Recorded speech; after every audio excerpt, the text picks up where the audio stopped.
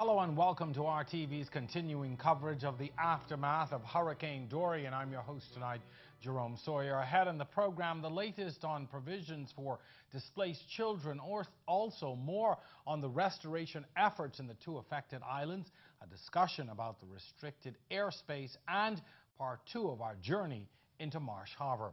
We have several important updates, though, to pass on to you tonight. NEMA continuing with daily briefings to pass on the latest information in that recovery effort. A priority, getting children in school. Spokesman Carl Smith announcing upcoming school registration. That all children displaced by Hurricane Dorian who are now in New Providence will be placed in new schools by the Ministry of Education. We are committed to minimizing the disruption to their academic studies and giving them back a sense of normalcy. On Thursday of this week, there will be a registration exercise at the National Stadium. This includes all students, teachers, janitors, school administrators, and other employees who have been evacuated to New Providence. Students and employees will be reassigned to new schools in New Providence. Assistance will be provided for uniforms, school supplies, and transportation. UNICEF, the UN agency responsible for children and education, is on the ground and meeting with the Ministry of Education today to offer further support. Transportation will be provided from the shelters to the National Stadium on Thursday for the registration of students and employees.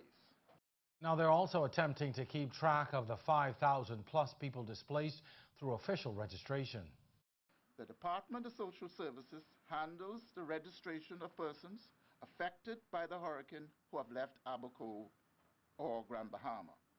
Individuals are either registered at Odyssey Aviation, an official shelter, or the Department of Rehabilitative Welfare Services on University Boulevard. There are 6 New Providence shelters housing 2,430 people. Those shelters are in need of supplies and volunteers. These are the shelters being used in New Providence. The Kendall Isaacs Gym, including the 2 tented areas just outside of the gym, and they are accommodating 1,357 persons. The Fox Hill Community Shelter, where there are 239 persons. The Calvary Haitian Baptist Church Shelter is housing 85 persons. The Salvation Army on Marquis Street is accommodating 27 persons. The Pilgrim Baptist Church in St. James Road is housing 64 persons. And the Bahamas Academy Gym is housing 226 persons. Social Services is managing the missing persons hotline. They recently added additional numbers. The full list is available on NEMA's Facebook page. This is the full list of numbers. For donations of supplies, the public is invited to please contact the Department of Social Services, NEMA, or the cluster of local NGOs providing relief supplies to shelters. Prime Minister to make a national address tomorrow. The Governor General, His Excellency C.A. Smith, gave an address just last night. The Prime Minister this weekend spoke of plans for the address, as well as a plan for a national So I only want to observance conclude by reassuring you that your government will continue to be behind you.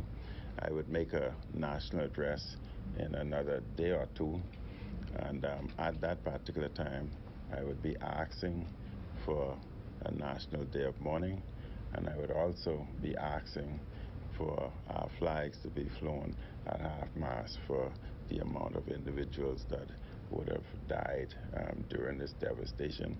So again, I want to thank you for the excellent job you've done, and be assured that we would be with you throughout this entire ordeal. So we would not abandon you, we would not abandon Abaco. We are one country, one Bahamas, one Bahamian, and we would continue to work accordingly. 2 ambulances were boarded onto the Betty K in Florida today. We expect that they will be...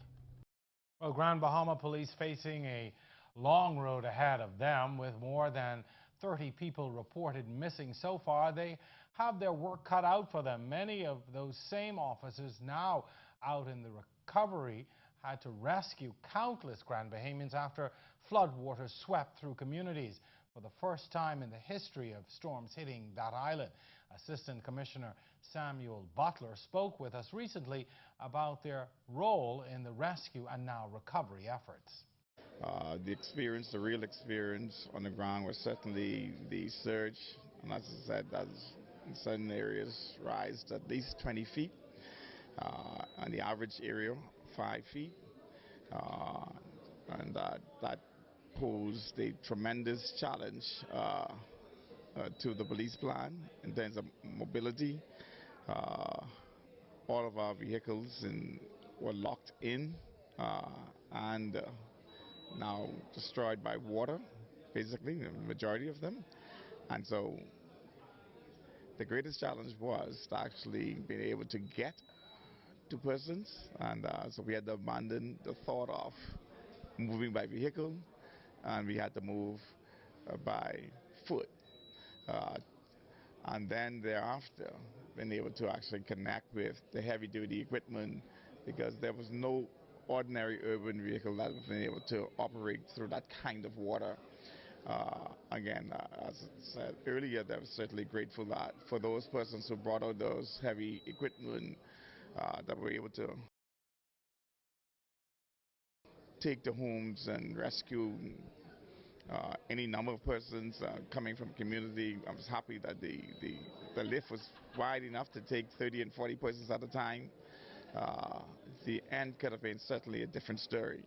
But for those persons who came in and those with the jet skis who came in, it certainly assisted the police in being able to get the job done. And so we're really, really grateful for that. And what is happening with the missing? How are you addressing those people who are still missing?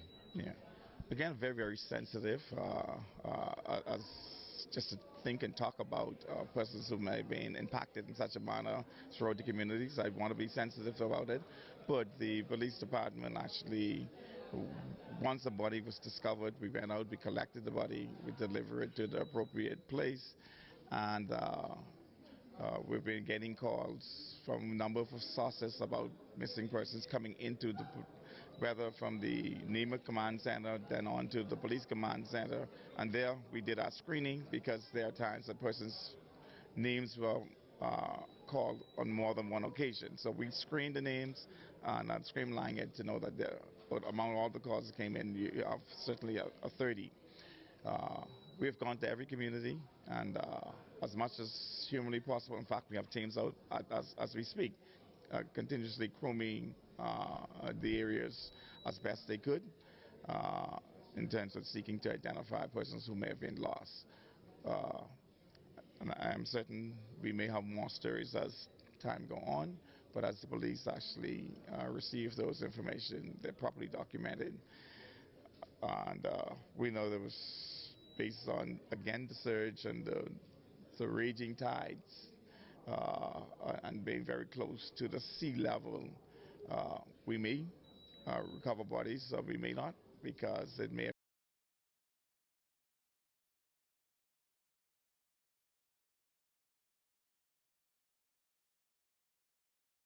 of this deadly storm thus far. It appears that Abaco really could be the worst hit. We understand that people are on the ground there moving bodies, as we have been reporting. However, earlier today there was a report that bodies were being placed in mass graves. However, the Minister of Health confirmed that there are no bodies being buried. This after a report circulated, like we said, that bodies were being placed in mass graves. NEMA is on record saying that all bodies will be given proper burial. The restoration of healthcare systems is a priority in the recovery. Health Minister Dr. Dwayne Sands is working with local and international experts to restore and replace vital services in the network on the affected islands. This weekend he was in Grand Bahama looking at the damage to the RAN and trying to get services restored through a field hospital. Simultaneously, 4 new ambulances were being shipped to help service patients in the hurricane-ravaged islands. The vehicles were sent over the weekend to replace those damaged in Grand Bahama and to provide access to those who need help in Abaco. Health Minister Sands confirmed the delivery of the vehicles over the weekend. 2 ambulances were boarded onto the Betty K in Florida today. We expect that they will be in the Bahamas by Wednesday. 2 of them will go to Abaco, 2 of them will come to Grand Bahama. And that will do an awful lot because bear in mind many of the ambulances have been destroyed by being submerged in the surge. In Abaco, the clinics are coming back on stream as well as offering care on the main islands. They will be looking at the entire healthcare system on that island, looking at the mainland as well as the Keys. We have now a number of outposts. We have an outpost in Treasure Key. We have an outpost in Sandy Point. We have brought the clinic up to a certain level, but it needs considerably more work. And then the British Navy now have an outpost in the harbor. We are going to look at everywhere from Foxtown to Cooperstown all the way to Sandy Point to determine exactly how that should be managed. And then for the Keys, we will have a floating hospital facility. So they may spend one day in one key, another day in another key.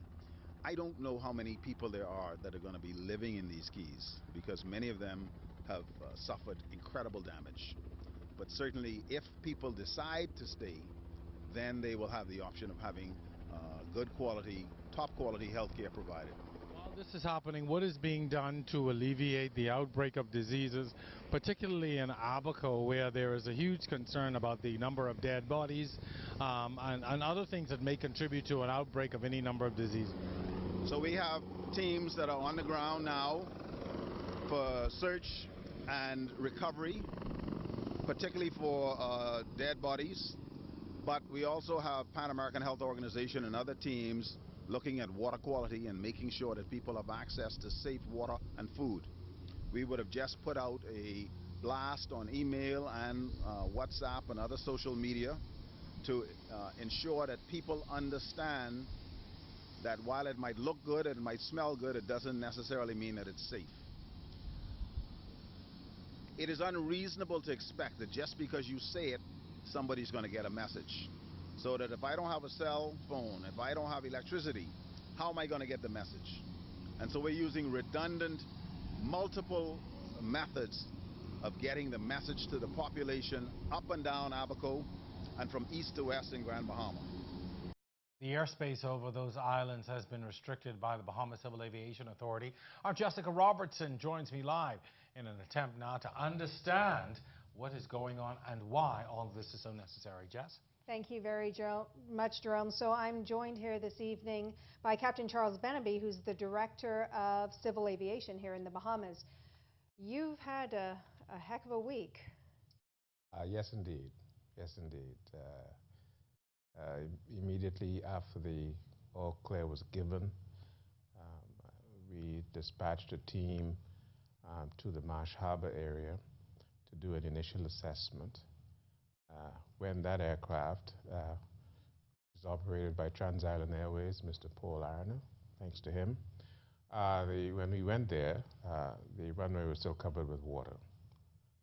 It was not their intention, of course, to land at the time, but rather just to do an aerial survey of the area. And it was utter and complete devastation. Very touching for all concerned. In the past week and a half, I'm not even sure, I've lost track of the time. How many flights? You've had an unprecedented surge of air traffic coming in and out of Nassau International into these other airports? What's it been like? Marsh Harbor, the Leonard M. Thompson International Airport, is traditionally very busy with general aviation and corporate type aircraft. As a matter of fact, recently a control tower was established at Marsh Harbor. It was their function to try and bring some order onto the flow of traffic into the airport. That facility operates 5 days per week currently, or well then, basically from sunrise to sunset. The other times, Marsh Harbor is uncontrolled, as is Treasure Key and Sandy Point in the south. Once the clearance was given, there was a huge influx of aircraft wishing to go into Marsh Harbor. I suppose some persons were there for personal reasons, and others were genuinely interested in providing aid. We were very concerned that the system, the airspace, would not be able to accommodate this large number of aircraft, and there was a real risk to aviation safety. Shortly thereafter, I issued an order that created a restricted airspace over Marsh Harbor, Abaco generally, and the Grand Bahama. And what does a restricted airspace mean? Well, basically it means that, or the order said that any person wishing to operate within that restricted airspace needed to get permission, authorization from the authority and NEMA in collaboration with air traffic control services to fly into that airspace. But that's for flights originating out of Nassau. What about the ones that were coming in all of a sudden out of Florida and beyond? Well, fortunately for us, we were working with our partners at the FAA. They issued a similar NOTAM that sought to organize aircraft coming out of the United States, in particular South Florida. So they issued their own notice to airmen, what we call a NOTAM in the business. And so those aircraft were notified that there was this restricted area that was established and that they needed to get approval from the authority and from NEMA. To what extent do you think that that rush of traffic in, your need to push back and create a safe environment, may have slowed the delivery of relief into the hit communities? Well, there were a number of factors involved.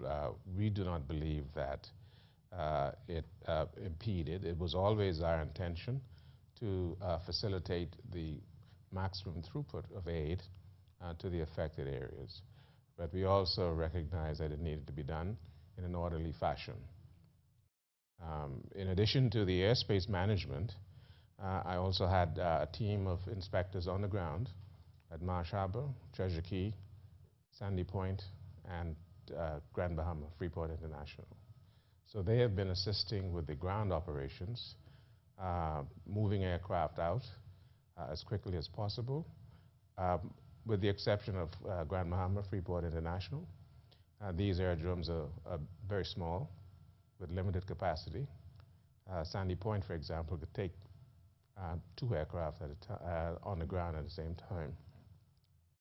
So we needed to have a system in place that was going to bring some efficiency to the operation rather than having everybody trying to land at the same time.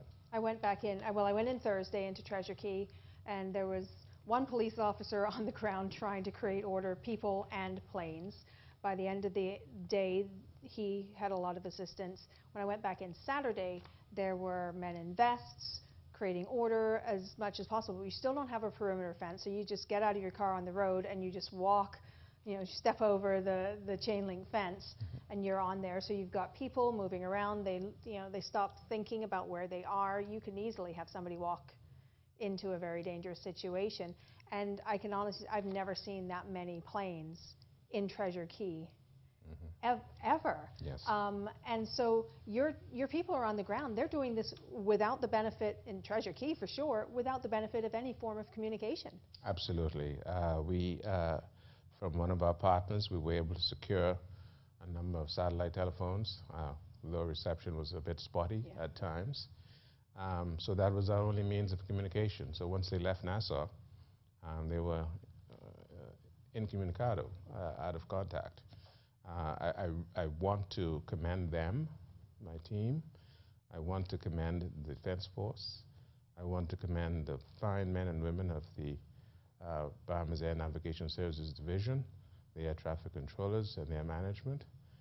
They have done a stellar job in very, very trying circumstances. And despite all those efforts, there was that near miss that we've reported on with the Prime Minister in the air, and it's quite possible that there have been some others. We've been so lucky, given the circumstances, that we haven't had any situations. Right. We like to think that the measures that we put in place help to alleviate the risk. But again, that airspace is basically uncontrolled. Pilots initially were broadcasting on a Unicom frequency, and it was basically see and be seen. It was very, very challenging. You've got a lot of pilots flying into airports they've never been to before, so they're kind of guessing where the runways. That is very true. That is very true. And to coordinate the activities of the inspectors, there was another team stationed at NEMA. As a matter of fact, they're still there. We were also at Odyssey to assist in the promulgation of these authorizations. Right now, I've got about 16 persons involved in that. I think we're getting some traction. The system is being accepted generally, and we continue to work with our partners at the FAA to ensure that we have a seamless operation from the surface to about 10,000 feet, which is where the bulk of the activity is. In addition to all of those planes, we've had more helicopters than I've ever seen in my life going in, and they're not necessarily going into, in fact, they're not, in many cases, particularly the Coast Guard, not even going into these airports.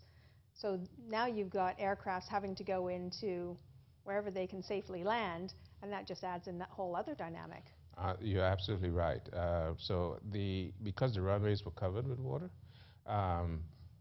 helicopters were the only thing that were able to get anywhere near these airports. So that is a part of our responsibility and our work also, and the authority. We approve these landing sites. We were fortunate enough to have the owners of the Abaco Beach Hotel offer his helipad that we approved. Which they've just put in within the last year. Recently, we just approved that. So that worked out well.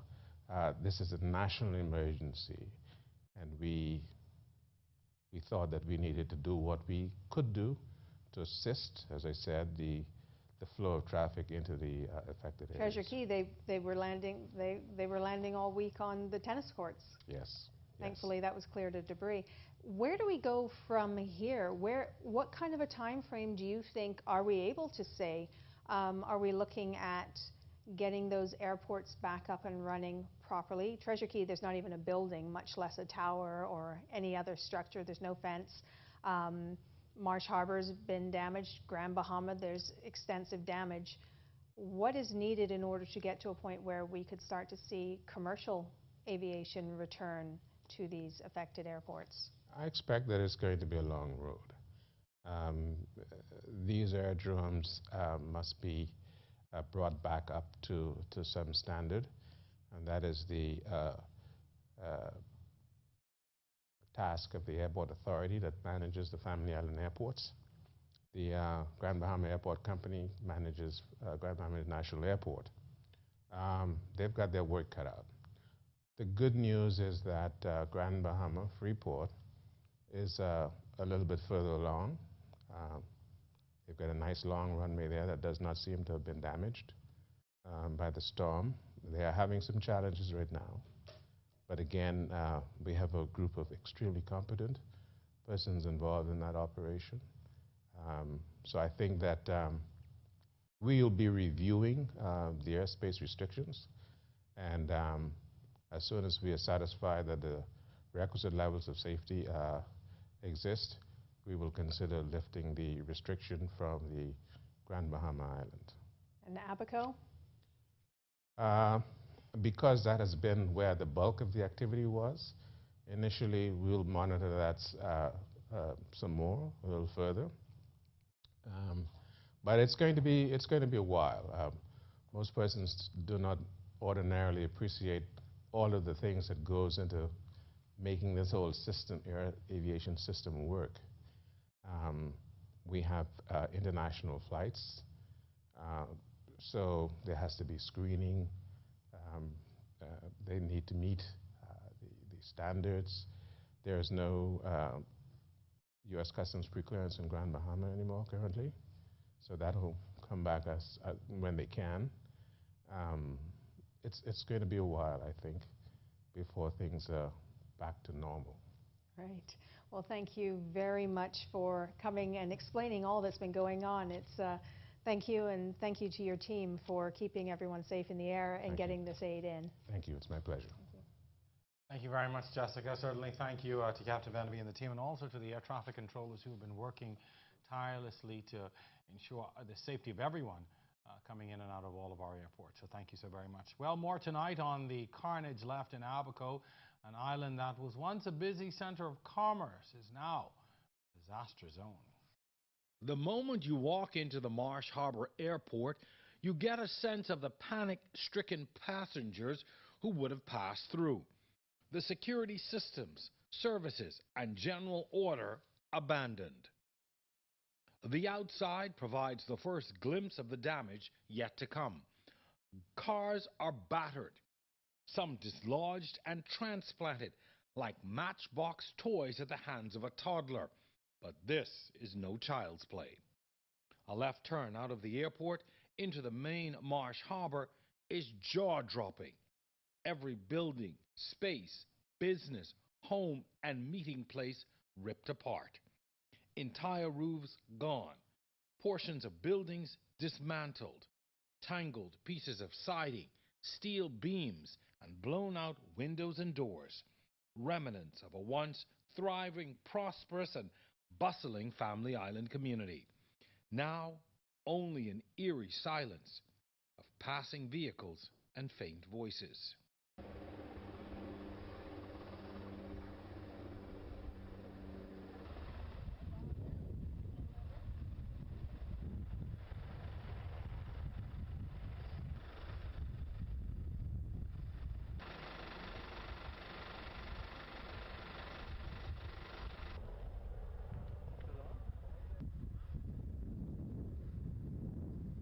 We stop in the Haitian community known as Pigeon Peas in the Mud.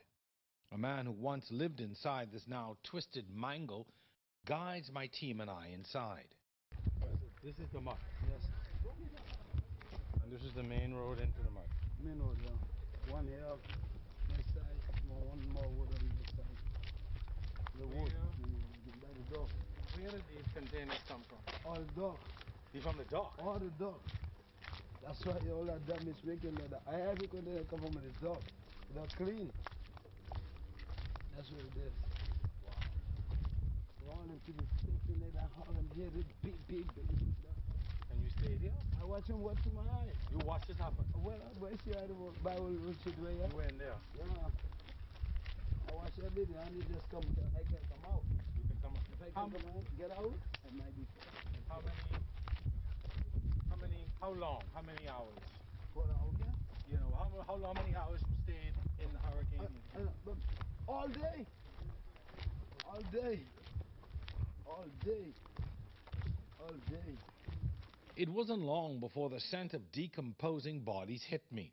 Obviously familiar with the terrain, our guide led the way through mounds of rubble. We struggled to keep pace. Any wrong step could mean an injury. All around, the possessions of former residents. The scene is overwhelming.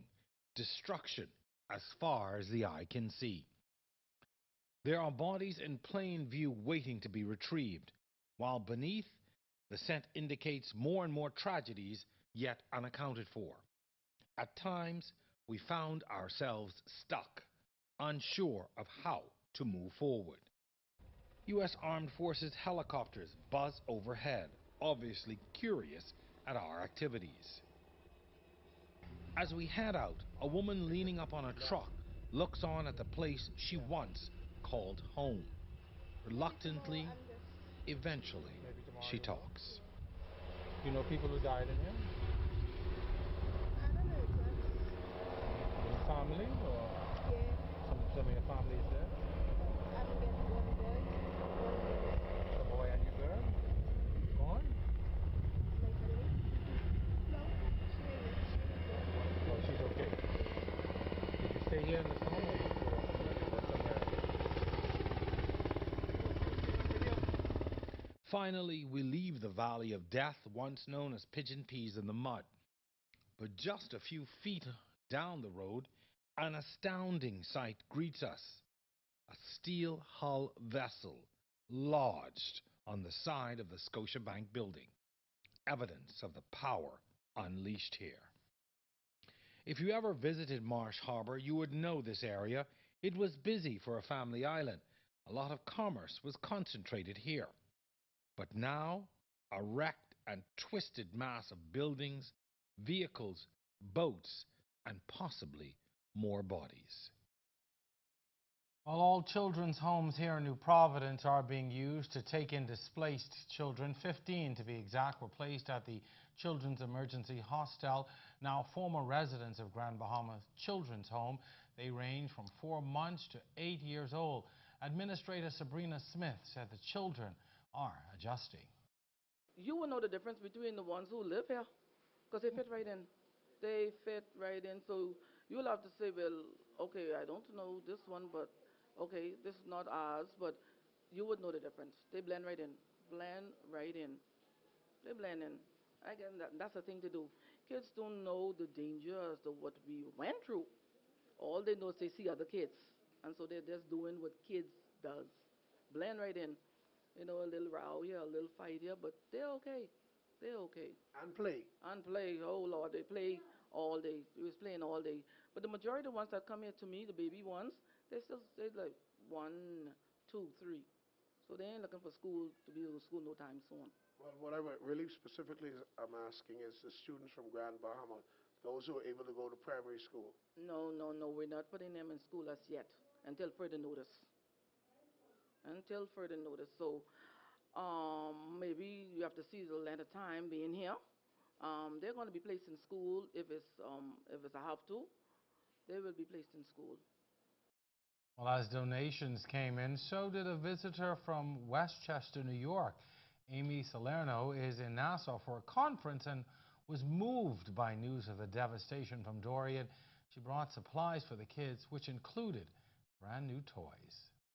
Originally, I was coming here for a nutritional sales meeting, but I'm also here to help share, donations and just try to give people hope, because that's really what they need right now. I mean, I can't even imagine what they're going through. Well, I went in to see them, and they have a poster with just the particular kids that came in from the Grand Bahamas, and they have pictures of each one. But the best thing that paints 1,000 words is a little toy like this. They are going crazy for this. All of them are fighting over it. So really they're so young, so it's hard to say, but I think they just need love and affection and food and little toys that, spark their interest. So. Well said. Well, Dorian has made some of the most vulnerable among us homeless.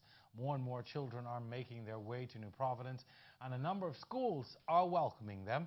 Fawn Aubrey visited St. John's College and spoke with some teachers doing their best to make sure the kids are comfortable. St. John's College is one of many schools here in New Providence and Eleuthera, taking on students from the hurricane-ravaged islands of Abaco and the Grand Bahama. According to religious knowledge teacher Father Chester Burton, St. John's College family has been told to make these students feel as though they are members of the family by showing love.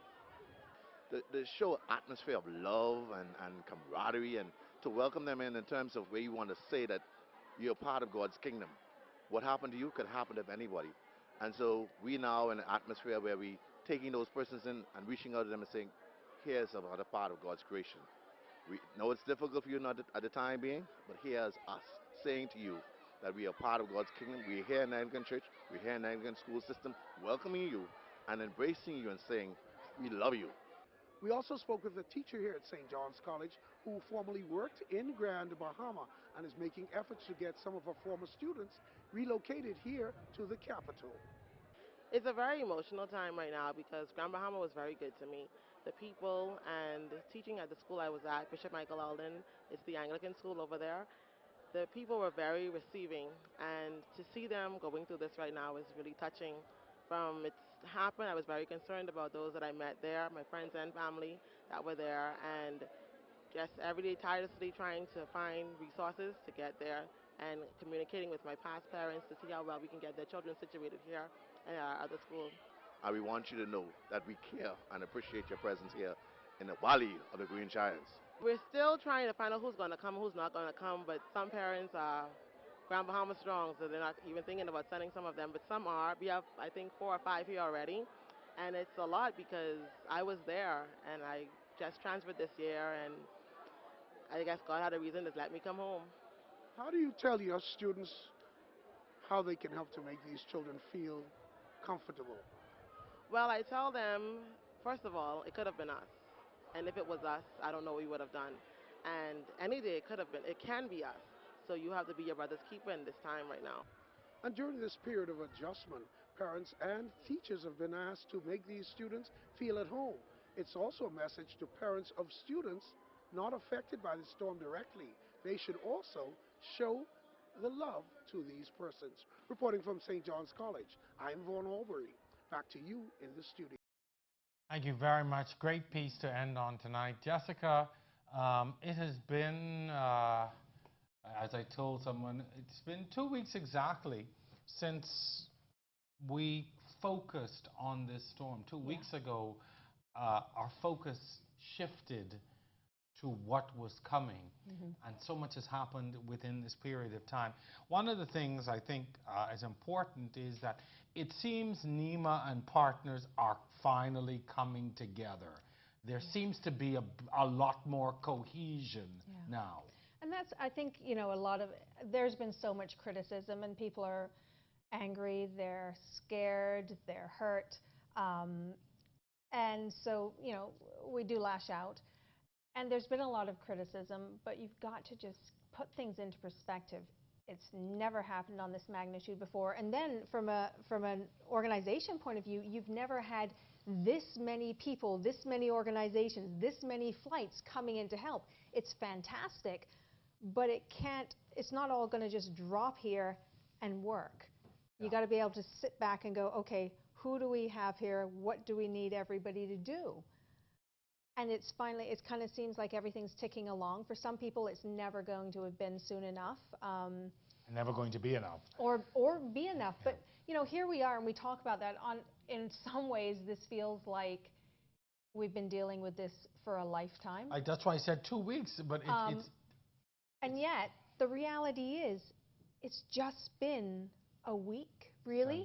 And already in Grand Bahama, Grand Bahama Power Company has power back for the last 2 days. In certain areas, they're gradually getting up. Cat 5 sat on top of that island for days, and they have got power back in areas. I'm starting to hear that they're getting really close, if they don't already have a live cell phone service back up in Treasure Key. Again, if you've been on the ground there, progress. You know, and so it's all starting to come together. The water is starting to come in Grand Bahama, slowly but surely. And as a lot of people have come out, the kids are going to be getting settled in. Those who have stayed behind, I know that people are already starting their rebuilding. They're not waiting. They're just getting on with it because this is home. It is, and it's important to put that into perspective. I mean, we have 5,000 people who would have evacuated to New Providence. That is a very huge amount. Yeah. You have, come Thursday now, we have kids, teachers, custodial workers that have to come into the New Providence system. You have all of these shelters that are looking at over 2,000 people that have to be looked after. And so there is so much to do. And when you consider, again, it's been a week, but already some systems seem to be in place for some things to happen. And again, I refer to the, to the NEMA press conference, even down to registering people, or they've set up now where people can go and check in, register. Let us know who you are, where you are. That's very important. Because there's been a mass scattering of communities. People just, I mean, you've been there, I've been there. If there's a seat on a plane, people are getting on it. They're not, when was it, Thursday, when we flew out in the afternoon, there was a lady who had come in from, I think she said, is it Spring City, which is just south of, about 10 miles south of Marsh Harbor, I think it is. And she got on our plane. She got one of the seats on the plane that we were going out on, out of Treasure Key. And she kind of looked at me, she goes, my husband doesn't even know I'm on this plane. And I said, okay, maybe we want to tell him. But there's no cell service at that point in Treasure Key. So when she gets to Nassau, luckily there was cell service in Marsh Harbor. She would have been able to communicate to him. But so you've just got people, the young man who we featured last night out of Little Abaco, once we got done talking and he got inside, he was going to hit the phone and start trying to piece everybody together. Tomorrow I'm going to feature some folks out of Grand Bahama who I spoke with, who were evacuated. And the question I asked for them is, was, are you going to stay? Are you going to go back? And I think the responses are going to be very interesting when, once you hear people. It's kind of a mixed bag. Yeah, because I think for some people it's, I need to get out for a moment, for a while, to regroup, think about what I've been through, and think through a plan. And some people have outright said, I'm done. And which is okay too, if that's what suits you. But it's important for those of us here in New Providence now to realize what our responsibility is. I mean, we've just had the population increase significantly in a matter of days, and so there is now a strain on everything. There's additional traffic. The schools are going to be overburdened. There's going to be an additional strain on the healthcare system. Everything that we do, I mean, just even in your there's probably going to be more load shedding. Yes. Even in your personal space. Yeah. We're all doing and giving, and we're all called on to do something in this time. Yeah. And as we said, you do, because but for the grace of God, we can. Yeah. We're in a situation where we can help, but even that, and so okay, it's been a few days. How long can individuals sustain the I'm not going to use the word that came to mind. How long can people sustain having that many more people that they're now responsible for, because they came in with nothing, they need things, your electricity is going to go up, your water bill is going to go up, all of the costs, your food consumption goes up. And luckily, I mean, I even just saw a post where someone said right at the church, right by the Red Cross, they're serving meals to everyone who, even if you're staying in somebody's home, you can come for a hot meal. So there are ways, but how long can we sustain it? One of the things that they said today at the press conference, which I found very interesting, is come and register with social services.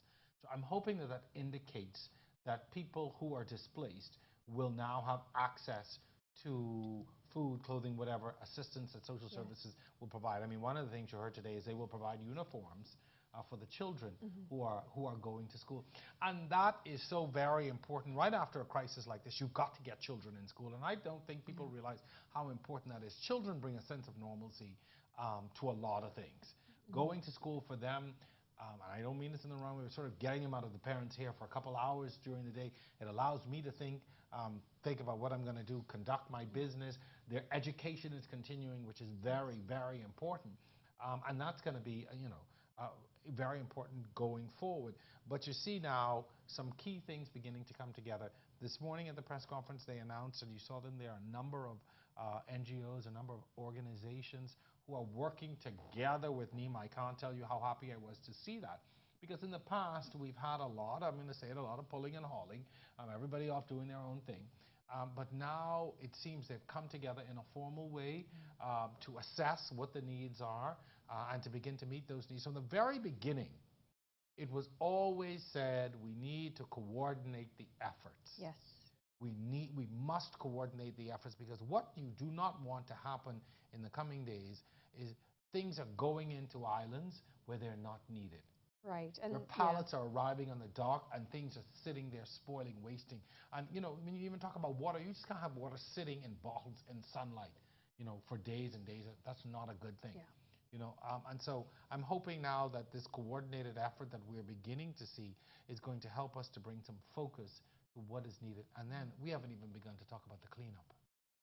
Oh my goodness. And you know, I walk around, you know, I've only been into Treasure Key, so that's my only frame of reference, but I've been in twice, and each time you're just kind of looking around and going, where do we begin? What piece of wood do you move first? Yeah. Because there's so much. Where does it go? And where do you put it? You know, and there's so much to do. And then, of course, there's still the health concern. You still have bodies being collected, and I'm heartened to see and to hear that they are still removing bodies. It may not be, you know, at the pace that all of us would have wanted, but at least the process has begun. I'm hoping soon that we will be getting a count on the number of bodies. I think that has a lot of people anxious still. Yes. They want to know what's happening with the body count, and hopefully we'll get some answers very soon. We know that it has certainly surpassed what the official number is. I think anybody in their right thinking mind would know that the body count is significant.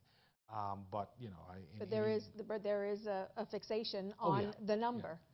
And to be honest, 50. I think we're at 50. 50, much more.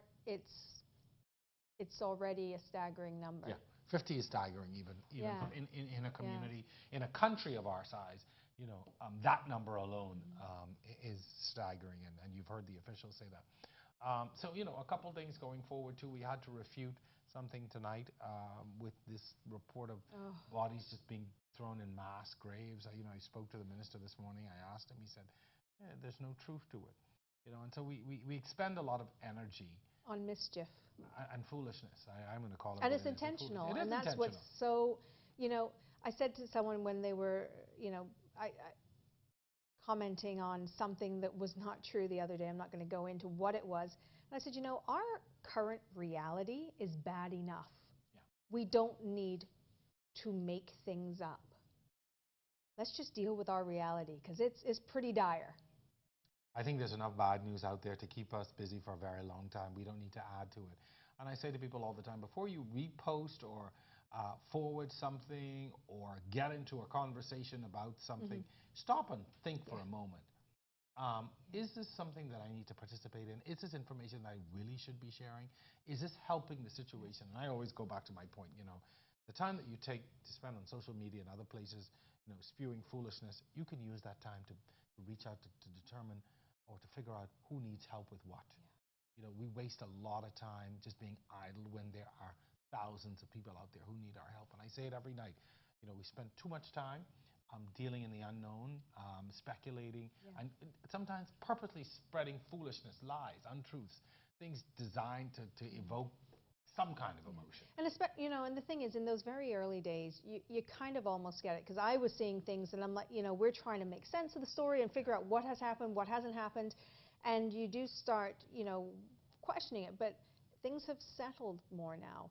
You don't have to, you know, being the first to share something doesn't make you a hero. Yeah, and I'm hoping the hysteria has died down, and we are becoming more laser focused and singularly focused on what is important, and that is helping our survivors. I know, you know, it'll be interesting to hear what the Prime Minister has to say tomorrow. Yes. He has a national address.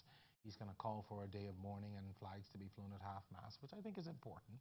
And it's time we get there. And so I'm looking forward to hearing what he has to say tomorrow, and the responses to that. You know, I can't say it enough. We're all Bahamian. We are all Bahamian. This is no time for political colors, parties. This is no time to choose sides. We are on one side. And it's not even just about one side. That's the Bahamian side. But it's not even about just being Bahamian, because there are a lot of people who've been impacted by this, who love the Bahamas, who call the Bahamas home, and And I've started to see a lot of antagonism being raised about that. And it's like, come on, people, shut that down. We're all in this together. And we've all got to figure out how to live together and how to work our way through this together. I've got to say that in my own personal space, I am so humbled by the outpouring of support from around the world. Almost every corner of the world, people have reached out. They have pledged monies. They are sending goods. They are reaching out and saying, what do you need? What could we do? And I said to someone today, I said, you know, if we never knew how much the Bahamas was loved outside of the Bahamas, it is now. And that is because of the Bahamian people. We are the ones who welcome everybody here and make people feel at home and make this a great country. You know, a place is nothing without its people. Absolutely. And I just encourage all of us to dig deep and remember those are the things that make people love us, that warmth, that welcoming spirit that we have, you know, that great wit and humor, the things that we do, our culture, our food, all of these things that people love so much about us. And it's important that we continue to remind ourselves and remind the world why we are such an important place and a great place.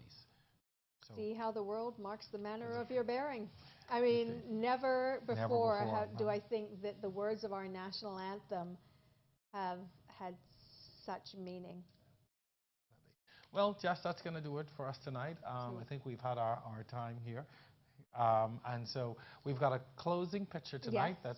Again, it comes at your hand. My job is to find the picture for the night. This one actually was taken by Sarah Appleton, and she very kindly gave us permission to share this over the weekend. So we've talked a lot about the planes landing relief and then leaving with people, evacuees. Well, over the weekend, there was a marine group that got together. There were 14 boats, including the Powerboat Adventures boat that she was with, and they were based in Spanish Wells and Harbor Island. They had a team on the ground to process people, so they would, every day, they would take supplies into Marsh Harbor, including the gas that was needed, gasoline that was needed, and they returned full of people. And so then what would happen, the Spanish Wells community was hosting most of them. And so this was a true community effort.